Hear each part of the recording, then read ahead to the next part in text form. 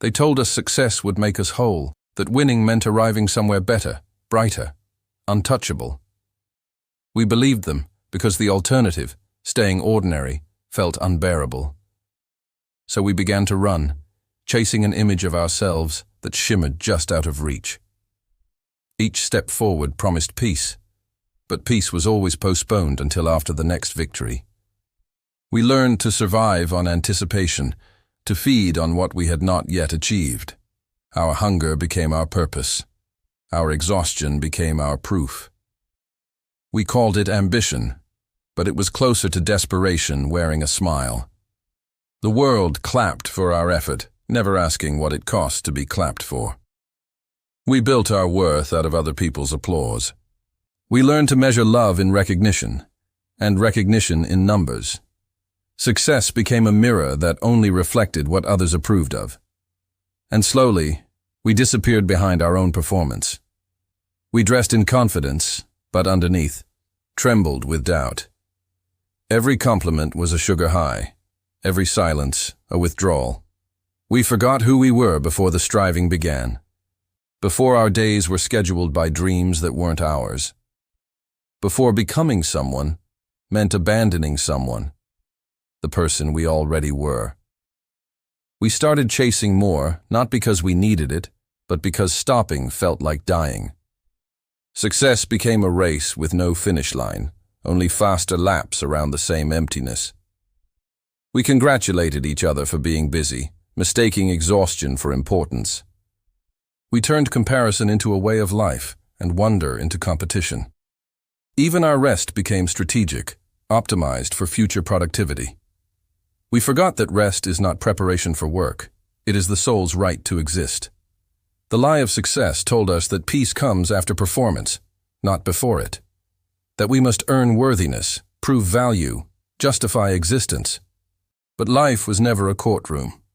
There was no judge, only the quiet witness of our own heart. Yet we silenced it, drowned it beneath goals and deadlines. We replaced self-acceptance with self-improvement, until we no longer knew the difference.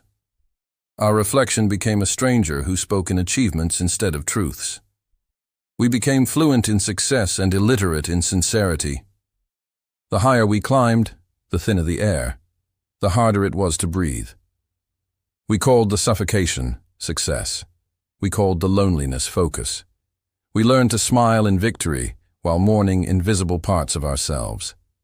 Success became an addiction, a socially celebrated self-destruction.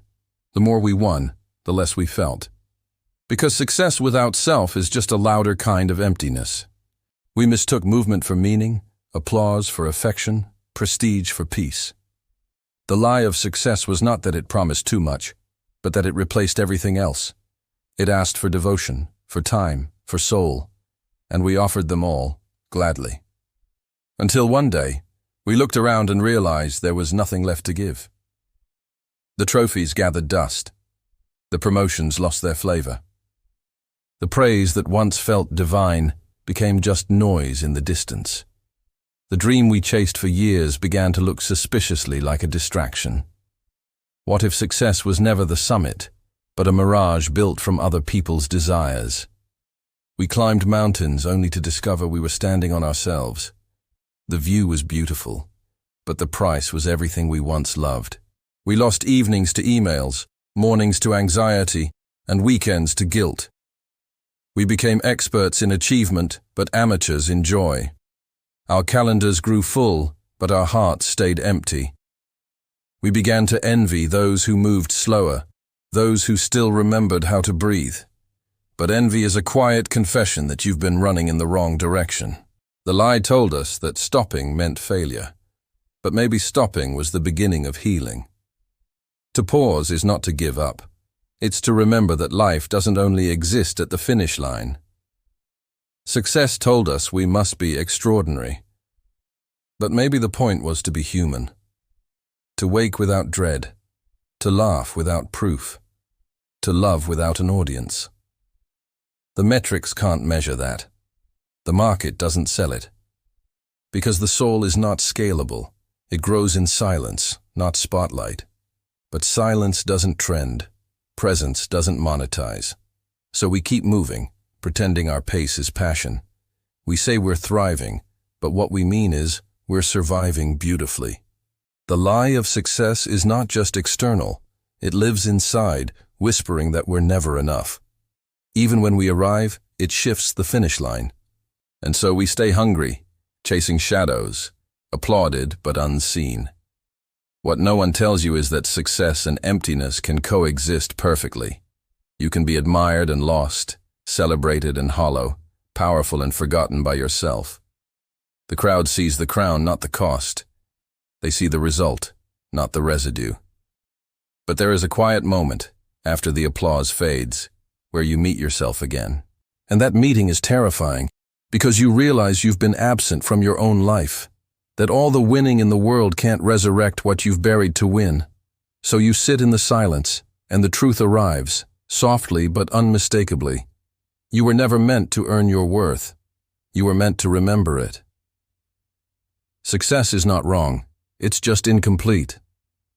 It is a chapter, not the story. A peak, not the sky. The lie dies when you realize that winning means nothing if you lose the witness inside. The one who feels. The one who loves without applause. The one who breathes without permission. The race was never against others. It was against the fear of being enough. And maybe true success is not climbing higher, but coming home. Home to the self that existed before the noise, before the comparison, before the chase. To wake one day and whisper, "I am done running." To look at your reflection, not for validation, but for recognition. And to finally see, not the winner, but the human. That is not losing, that is returning. The lie of success ends when we stop racing and start remembering. Because in the stillness beyond ambition, something beautiful begins to breathe again. Ourselves.